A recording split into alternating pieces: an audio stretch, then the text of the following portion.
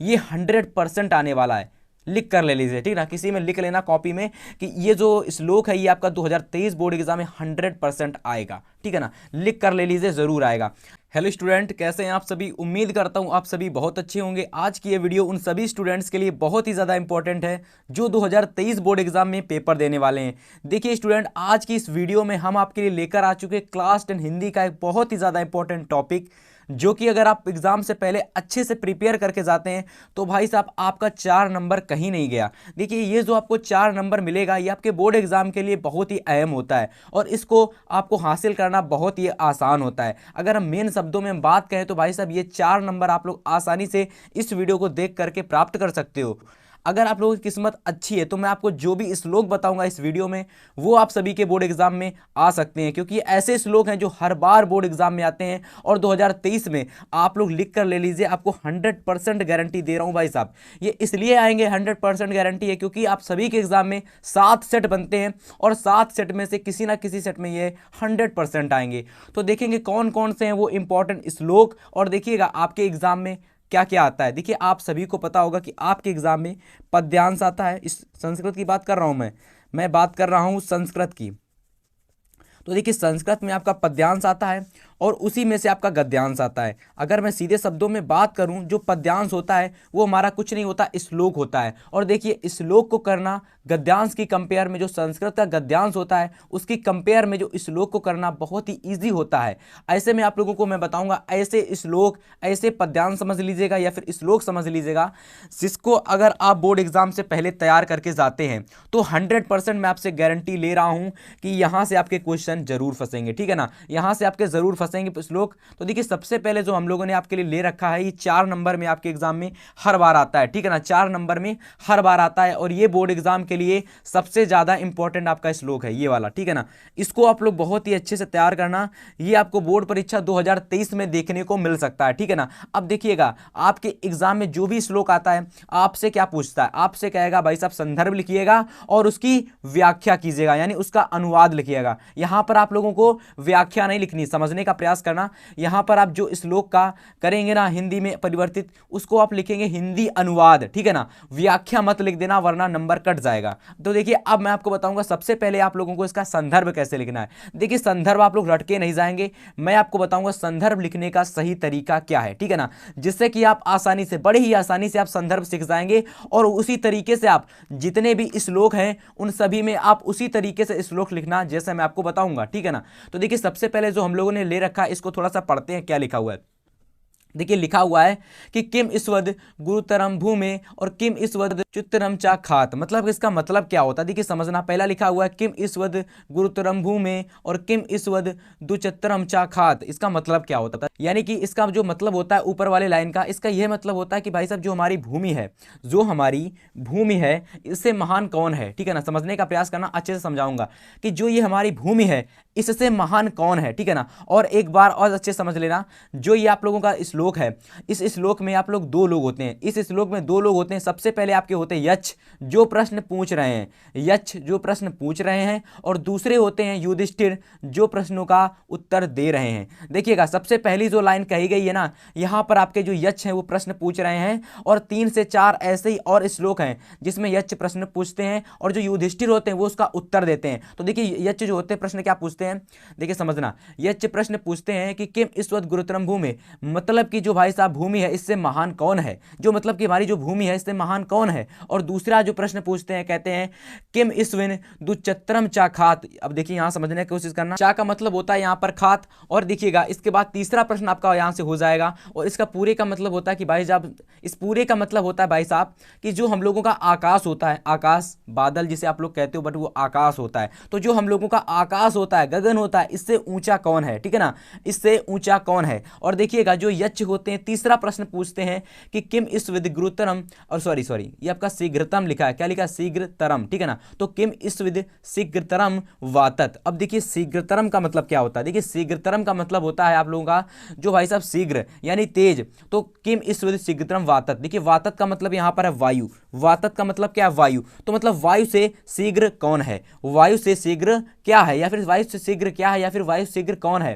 देखिए यहाँ पर हम लोग कहेंगे कौन, नहीं कहेंगे क्या कहेंगे, ठीक है ना। और देखिएगा यहाँ पर किम स्विद बहुतरम तृणात, किम स्विद बहुतरम तृणात। देखिए बहुतरम का मतलब होता है अधिक, बहुतरम का मतलब होता है अधिक, और तृणात का मतलब होता है तिनका। तो मतलब कि तिनके से भी अधिक दुर्लभ कौन है? देखना यहाँ पर बहुतरम का मतलब होता है बहुत अधिक दुर्बल, बहुतरम का मतलब होता है बहुत अधिक दुर्बल, और तृणात का मतलब होता है तिनका। तो मतलब कि तिनके से भी बहुत अधिक दुर्बल क्या है, ठीक है ना, तिनके से भी बहुत अधिक दुर्बल क्या है? तो भाई साहब जो यच्च ये 4 प्रश्न पूछते हैं, एक बार मैं फिर से आपको बता दे रहा हूं। सबसे पहला प्रश्न पूछते हैं यच्च जो होते हैं भाई साहब कहते हैं भूमि से महान कौन है। दूसरा प्रश्न पूछते हैं कि आकाश से ऊंचा कौन है। और तीसरा प्रश्न पूछते हैं कि वायु से शीघ्रगामी कौन है, यानी वायु से शीघ्रगामी क्या है, शीघ्रगामी क्या है, ठीक है ना। और चौथा प्रश्न आपसे पूछते हैं कि जो तिनका होता है इससे अधिक दुर्बल क्या होता है, ठीक है ना, क्या है। तो उस परिस्थिति में जो आप लोगों के युधिष्ठिर होते हैं उत्तर देते हैं और कहते हैं भाई साहब बड़े ही आसानी से, बड़े अच्छे तरीके से कहते हैं कि माता गुरुतरा भूमि, मतलब कि जो माता होती है, माँ होती है, ये भूमि से महान होती है। कैसी होती है? भूमि से महान होती है, अर्थात श्रेष्ठ होती है। भूमि से महान होती है अर्थात श्रेष्ठ होती है।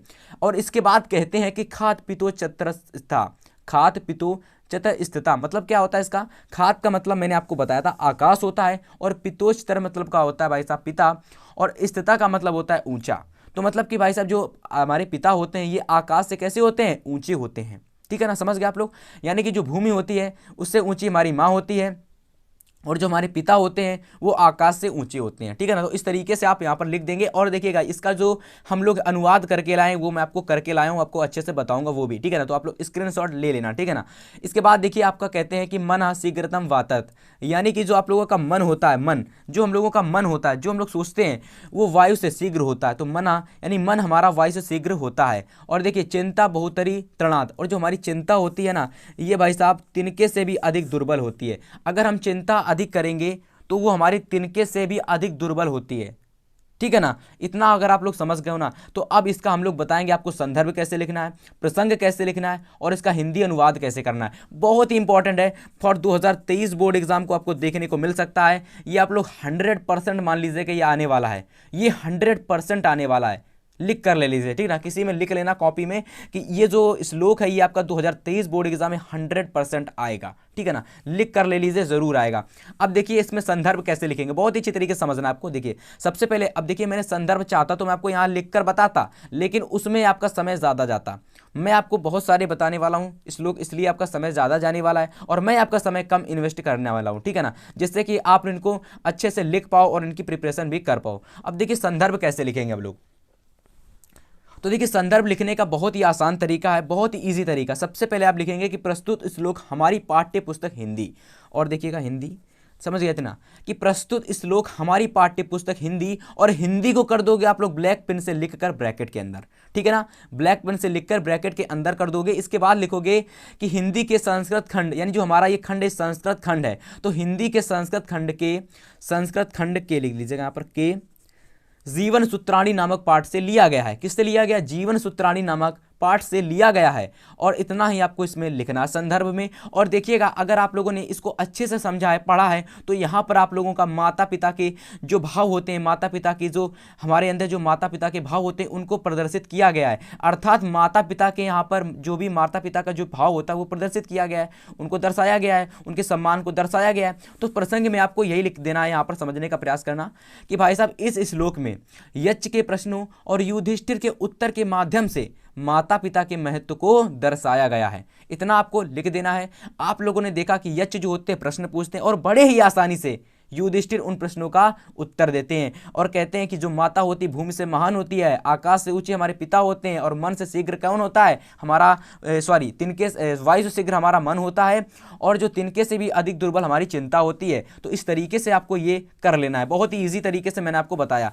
अब देखिए इसका हिंदी अनुवाद कैसे करेंगे, ठीक है ना। अब हिंदी अनुवाद करने का भी तरीका मैं आपको बताऊंगा बहुत अच्छी तरीके से। देखिए मैंने आपसे क्या कहा था, जो भी मैंने आपसे कहा था वो आपको यहाँ पर लिख देना है, तो मैं यहाँ आपको ज़्यादा समझाने वाला नहीं हूँ। देखिए यहाँ लिखा हुआ यच द्वारा पूछे गए प्रश्न, भूमि से महान क्या है, आकाश से ऊंचा क्या है, वायु से शीघ्र क्या है और तिनके से भी अधिक दुर्बल क्या है। ठीक है ना, इतना लिख देने के बाद में आप लोगों को जो मैंने बताया था शुरुआत में, अगर आप लोगों ने उसको अच्छे से समझा है तो जरूर आप लोगों को समझ में आया होगा। तो उस तरीके से आप लोग लिख लेना। यहाँ पर आपसे क्या कहा गया था, यहाँ से आपसे कहा गया था वायु से शीघ्र क्या है, तो वायु से शीघ्र हमारा मन है और तिनके से भी अधिक दुर्बल क्या है। तो देखिए ये प्रश्न पूछते हैं और युधिष्ठिर जब उत्तर देते हैं तो आप लोग लिख लेना। यहाँ पर युधिष्ठिर उत्तर देते हुए क्या कहते हैं कि जो हमारी माँ होती है ये भूमि से श्रेष्ठ होती है और जो पिता होते हैं आकाश से ऊंचे होते हैं, जो मन होता है ये वायु से शीघ्र होता है, जो चिंता होती है भाई साहब ये तिनके से भी अधिक दुर्बल होती है। तो इस तरीके से आप लोगों का जो पहला वाला श्लोक है ये मैंने आपको बहुत ही अच्छी तरीके से बताया। और देखिएगा यहाँ पर जो युधिष्ठिर उत्तर देते हुए कहते हैं वो मैंने नहीं लिखा है, तो आप लोग खुद से लिख लेना। ठीक है ना स्टूडेंट, समझ गए इतनी चीज।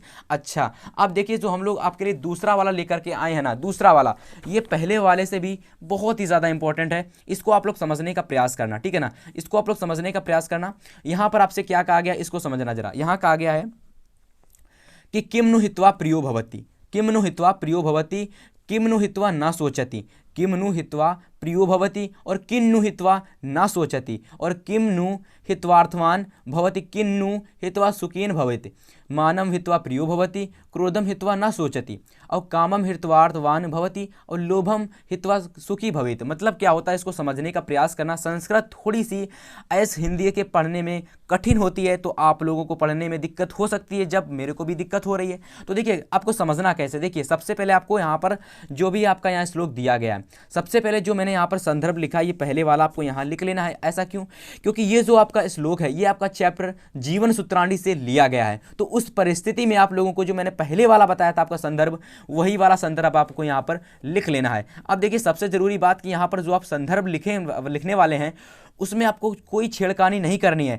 जैसा मैंने बताया था वैसा अगर आप लिखोगे तो आपको रटना नहीं पड़ेगा। अब अगर हम बात करेंगे इसमें प्रसंग की, तो देखो प्रसंग को समझने से पहले इसकी हिंदी को समझेंगे। हिंदी इसकी क्या है, तो देखो हिंदी इसकी होगी किम नु हित्वा प्रियो भवति, मनुष्य क्या त्याग करके, मनुष्य क्या त्याग करके लोगों का प्रिय हो जाता है। किम नु हित्वा प्रियो भवति, मनुष्य क्या त्याग करके लोगों का प्रिय हो जाता है। आपको इतना समझ में आ गया हो गया कि भाई साहब मनुष्य प्रिय क्यों होता है, किसका प्रिय हो जाता है, क्या त्याग करके प्रिय हो जाता है वो बताना है। इसके बाद देखिए किन्नु हित्वा न सोचति, मनुष्य क्या त्याग करके शोक नहीं करता है, मनुष्य क्या त्याग करके शोक नहीं करता है। अब किम नु हित्वा हित्वार्थवान भवति, किम नु हित्वार्थवान भवति, मतलब कि यहाँ पर आपका होगा कि किम नु हित्वार्थवान भवति, मतलब कि मनुष्य क्या छोड़ करके, क्या त्याग करके धनवान बन जाता है। और धनवान का मतलब होता है जिसके पास अधिक संपत्ति, जायदाद वगैरह, पैसा वगैरह जिसके पास अधिक होता है वो होता है धनवान। तो मनुष्य क्या त्याग करके धनवान बन जाता है। ठीक है ना, ये वाली लाइन समझ गए इतने वाली। अब देखिए इतनी वाली लाइन, ठीक है ना, यहाँ से लेकर किम नु हित्वा सुखी भवेत का मतलब होता है, यहाँ पर समझने का प्रयास करना कि किम नु हित्वा सुखी भवेत, मतलब कि मनुष्य क्या त्याग करके सुखी हो जाता है, सुखी हो जाता है यानी सुखी बन जाता है। तो देखो इस तरीके से आप लोगों को यहाँ पर लिख लेना है, और चाहेंगे तो मैं इसका हिंदी अनुवाद आपको बताऊंगा, लेकिन इससे पहले जो युधिष्ठिर होते हैं उत्तर क्या देते हैं, ये जो प्रश्न पूछ रहे हैं, यच्च पूछ रहे हैं, आप सभी को मैंने बताया था शुरुआत में, और युधिष्ठिर उत्तर देते हुए कहते हैं कि मानम हित्वा प्रियो भवति, मानम का मतलब होता है अभिमान, मानम का मतलब क्या होता है अभिमान। तो अभिमान को त्याग करके, अर्थात यानी कि अगर हम किसी की रिस्पेक्ट करेंगे तो भाई साहब हम लोगों की थोड़ी देर के लिए हम लोगों के अंदर प्रिय है, यानी कि लोगों के प्रिय हो जाएंगे। आप सोच के देखिए, अगर आप किसी को रिस्पेक्ट देते हो तो वो जो भी पर्सन होगा वो आपको बहुत ही अच्छे से बात करेगा, आपको बहुत ही अच्छा बताएगा, वो कहेगा वो लड़का, वो स्टूडेंट, वो छात्र बहुत ही अच्छा है। अगर आप किसी के प्रिय बनना चाहते हो तो आपको उसका सम्मान करना आना चाहिए, उसका आपको हमेशा उसके परिणाम जो भी कुछ करना है उसको अच्छे से उससे बोलो, जो भी टीचर उससे अच्छे से बोलो। तो वहाँ पर आप लोगों का होता है अभिमान को छोड़ करके, यानी कि अभिमान को त्याग करके लोग लोगों के प्रिय बन जाते हैं। ठीक है ना, और देखिएगा इसके बाद कह रहा क्रोधम हित्वा न सोचति, अर्थात हम लोग क्रोध को त्याग करके, हम लोग क्रोध को त्याग करके शोक नहीं करते हैं, क्रोध को त्याग करके शोक नहीं करते हैं, मनुष्य क्रोध को त्याग करके शोक नहीं करता है। कामम हित्वार्थवान भवति, मतलब कि कामम का मतलब क्या होता है इसको समझने की कोशिश करना जरा आप लोग, और ये देखिए बहुत ही अच्छा है। देखिए कामम का मतलब होता है कामना, अर्थात अपनी मांगों, लोग अपनी मांगों को त्याग करके, अगर जैसे कि आप सोचिए अगर आप किसी भी अपनी मांगों को डेली प्रतिदिन मांगते चले जाएंगे, मुझको वो लेना है, मुझको वो लेना है, तो आप धनवान नहीं बन पाएंगे। लेकिन अगर कोई व्यक्ति अपनी मांगों को त्याग देता है और वो भाई साहब धनवान 100% बन जाएगा, क्योंकि वो खर्चा नहीं करेगा तो वो धनवान बन जाएगा। तो अपने जो भी मांग है उनको त्याग करके, अपने कामना को त्याग करके, अपनी कामना को त्याग करके अर्थात अपनी मांगों को त्याग करके जो मनुष्य होता है वो धनवान बन जाता है, ठीक है ना। अब देखिए लोभम हित्वा न सोचती, सॉरी लोभम हित्वा सुखी भवेत। अब देखिए लोभम का मतलब होता है, लोभम का मतलब क्या होता है, लोभ, ठीक है ना। लोभम का मतलब होता है लोभ, तो मनुष्य लोभ को त्याग करके, लोभम का मतलब होता है लोभ, लोभम का मतलब क्या होता है, लोभ होता है। अर्थात मनुष्य लोभ को त्याग करके, किसको त्याग करके, मनुष्य लोभ को त्याग करके क्या हो जाता है, सुखी हो जाता है। क्या हो जाता है, सुखी हो जाता है। तो इस तरीके से स्टूडेंट आप लोगों को इसका क्या लिख लेना है, अनुवाद लिख लेना है। मैं आपको इसका अनुवाद लिखकर बताता हूं और इसके बाद आप लोग इसका स्क्रीनशॉट ले लीजिएगा और आसानी से लिख लीजिएगा। तो देखिए इसका हम लोग हिंदी अनुवाद कैसे लिखेंगे, ठीक है ना। जैसे मैंने आपको इसका अभी समझाया ना, उसी तरीके से आपको लिखना, ठीक है ना। जैसे मैंने समझाया सेम उसी तरीके से आपको लिखना है और कुछ ज़्यादा चेंज नहीं करना, ठीक है ना। देखिए मैंने जो समझाया था उसको समझ लीजिएगा, यहाँ पर आप लोग अच्छे से कर लेंगे, ठीक है ना। देखिए मैंने आपसे क्या कहा था, मैंने आपसे कहा था जो कुछ मैंने समझाया वही चीज़ मैंने यहाँ पर लिखी हुई है, ठीक है ना। आप लोग स्क्रीनशॉट ले लेना, ठीक है ना। आप लोग इसका स्क्रीनशॉट ले लीजिएगा। जो मैंने समझाया है वो चीज़ मैंने यहाँ पर लिखी हुई है कि मनुष्य क्या त्याग करके लोगों का प्रिय हो जाता है, मनुष्य क्या त्याग करके शोक नहीं करता है, मनुष्य क्या त्याग करके धनवान हो जाता है, मनुष्य क्या त्याग करके सुखी हो जाता है। तो मैंने आपको बताया था, या फिर युधिष्ठिर ने कहा था कि मनुष्य अभिमान को त्याग करके, यानी जो मनुष्य होता है अभिमान को त्याग करके लोगों का प्रिय हो जाता है, और क्रोध को त्याग करके वो शोक नहीं करता, और इच्छा और कामना को त्याग करके वो लोग क्या हो जाता है, यानी जो भी मनुष्य होता है अपनी इच्छा और कामना को त्याग करके धनवान हो जाता है, और लोभ को त्याग करके वो लोगों का सुखी हो जाता है, यानी सुखी हो जाता है अपने जीवन में। तो इस तरीके से ये दूसरा वाला उम्मीद करता हूं आप सभी लोगों को अच्छे से समझ में आ गया होगा, ठीक है ना। और देखिए इसमें आप लोग प्रसंग क्या लिखने वाले हैं, प्रसंग आपको इसमें लिखना है कि इस श्लोक में त्याग कर अच्छा बनने को दर्शाया गया है। अर्थात हम लोग कुछ अगर त्यागेंगे तो 100% वहाँ से हमें कुछ ना कुछ अच्छा मिलेगा। तो यहाँ पर आप लोगों ने जैसे देखा मनुष्य कुछ ना कुछ त्याग करके कुछ ना कुछ प्राप्त कर रहा है। तो मैंने वही श्लोक में प्रसंग में लिखा है कि इस श्लोक में त्याग कर अच्छा बनने को दर्शाया गया है, ठीक है ना। इतना आपको लिख देना है और इसमें अगर आप पूरा लिख देंगे तो यहाँ से आपको 4 में 4 नंबर मिल जाएंगे। आपका कोई भी एग्जामिनर नंबर नहीं काट सकता, क्योंकि अगर आपने संदर्भ प्रसंग प्लस आप लोगों ने हिंदी अनुवाद 3 चीज़ें लिख दी, वैसे लिखनी तो 2 ही चीज़ें होती हैं, लेकिन अगर आप तीसरी भी लिख देंगे, प्रसंग भी लिख देंगे, तो आप लोगों को नंबर मिलने के चांसेस फुल रहने वाले हैं, ठीक है ना। समझ गए आप लोग। अब देखिए अब हम लोग जो तीसरा वाला देखने वाले हैं, यहाँ पर आपका तीसरा वाला इसको समझ लेना। और देखिए इसका जो हम लोग हिंदी अनुवाद करेंगे ना, तो कोशिश करना इसका हिंदी अनुवाद आप स्वयं कर पाएँ, ठीक है ना। तो इसको हम समझा दे रहे हैं और इसका हिंदी अनुवाद आप स्वयं से कर लेना। ये भी आपका जीवन सूत्राणी से लिया गया है, इसलिए मैंने संदर्भ में पहले से ही लिख दिया गया कि पहले वाला आपका संदर्भ इसमें रहने वाला है। अब देखिएगा स्टूडेंट्स जो हम लोगों ने तीसरा वाला श्लोक ले रखा है, इसको अगर आप लोगों ने अच्छे से समझ लिया तो ये भी आपके बोर्ड एग्जाम के लिए इंपॉर्टेंट है और ये भी आपके एग्जाम में बन सकता है। और देखिएगा यहाँ पर हम लोग जो भी प्रश्न कर रहे हैं, यानी कि जो भी श्लोक अभी तक हमने किए हैं वो आपके जीवन सूत्राणी चैप्टर के हैं। तो इसका मतलब जो हमारा जीवन सूत्राणी चैप्टर है ये आपके लिए VIMG चैप्टर है। अगर आप इसके ज़्यादा से ज़्यादा श्लोक को पढ़ लोगे, अब अगर आप इतने तो उसमें से आपके सारे के सारे श्लोक फंस जाएंगे, ठीक है ना। बस शर्तें ये रहने वाली है कि आप लोग उनको अच्छे से समझ करके नोट्स जरूर से बना लेना। अब देखिए जो तीसरा वाला जो हम लोगों ने श्लोक लिया है, इस श्लोक को आप लोग समझना और इसको स्वयं से बनाने का प्रयास करना। देखिए सबसे पहले लिखा हुआ है यहाँ पर कि किम ईश्वित प्रवस्तो मित्रम और किम ईश्विन मित्रम गृहम स्था। मतलब कि भाई साहब प्रवस्तो का मतलब होता है कि भाई साहब जिस भी आप लोग गाँव में रहते होगे, जिस भी आप प्रवेश में रहते होगे, तो उसका मतलब होता है प्रवास। क्या मतलब होता है प्रवास। तो मतलब कि एक प्रवास में एक गांव में रहने वाले का मित्र कौन होता है, तो एक प्रवेश में रहने वाले का मित्र कौन होता है। और देखिएगा लिखा हुआ है कि किम ईश्वन मित्रम गृहम स्था, मतलब कि घर में रहने वाले का मित्र कौन होता है। और देखिएगा यहाँ पर जो प्रश्न पूछ रहे हैं वो कौन है, वो प्रश्न जो पूछ रहे हैं वो यक्ष हैं। कौन है, यक्ष हैं, ठीक है ना, समझ गए। और जो इसका उत्तर देंगे वो कौन है, तो वो आपके युधिष्ठिर हैं। इतनी चीज़ आप सभी को समझ में आ गई होगी, ठीक है ना स्टूडेंट्स। सबसे पहला प्रश्न पूछते हैं यक्ष कि किम ईश्वत प्रवस्तो मित्रम, मतलब कि प्रवेश में रहने वाले का मित्र कौन होता है। इसके बाद प्रश्न पूछते हैं कि किम ईश्वन मित्रम गृहम स्था, मतलब कि घर में रहने वाले का मित्र कौन होता है। और इसके बाद प्रश्न पूछते हैं कि आतुरस्य चा किम मित्रम किम ईश्वन मित्रम मरीष्यता, मतलब कि आतुरस्य चा, मतलब कि भाई साहब समझने का प्रयास करना। आतुरस्य का मतलब होता है रोगी, अतुरस का मतलब क्या होता है? रोगी। तो रोगी का मित्र कौन होता है? अतुरस का मतलब होता है रोगी, तो अर्थात रोगी का मित्र कौन होता है? और इसके बाद देखिएगा किम इस्विन मित्रम मरिसता, मतलब कि मरने वाला, और इसका मतलब ये हो गया कि मरने वाले का मित्र कौन होता है। तो एक बार हम दोबारा पढ़ने वाले हैं कि भाई साहब जो घर यानी कि जो प्रवास होता है, प्रवेश होता है, उसमें रहने वाले का मित्र कौन होता है, और घर में रहने वाले का मित्र कौन होता है, और रोगी का मित्र कौन होता है, और भाई साहब मरने वाले का मित्र कौन होता है। तो चार बातें ये बच्चे ने पूछी हैं और चार बातों का उत्तर देने वाले हैं युधिष्ठिर। युधिष्ठिर उत्तर देते हैं कि सार्था प्रवस्तो मित्रम। इसको समझने का प्रयास करना। प्रवेश का मतलब होता है भाई साहब कोई भी प्रवेश है जहां पर आप लोग रहते हो, तो वहां पर रहने वाले का मित्र कौन होता है? वहां के प्रवासी होते हैं, वहां के लोग होते हैं, उनका मित्र होते हैं, ठीक है ना। तो प्रवास में रहने वाले का मित्र कौन होता है? प्रवासी होता है। या तो इस तरीके से समझ सकते हो कि प्रवेश में रहने वाले का मित्र धन भी होता है। क्या होता है? धन भी होता है, ठीक है ना। समझ गए आप लोग। इसके बाद देखिएगा, इसके बाद समझने की कोशिश करना कि जो घर में रहता है उसका मित्र कौन होता है। तो घर में रहने वाले का मित्र एक भाई होता है या तो एक पत्नी होती है, ठीक है ना। समझ गए आप लोग। इतना आप लोगों को क्लियर हो गया। तो उम्मीद करता हूं इतनी चीज आपको समझ में आ गई होगी। अब देखिए आगे लिखेंगे आप लोग अतुरस से, यानी कि भाई साहब जो रोगी होता है उसका मित्र कौन होता है। तो रोगी का मित्र, अब भिसड़गम का मतलब होता है भाई साहब वेद। कौन होता है? वैद्य, यानी डॉक्टर। तो देखिए यहाँ पर अतुरस्य का मतलब तो मैंने आपको बताया था कि अतुरस्य का मतलब क्या होता है? रोगी।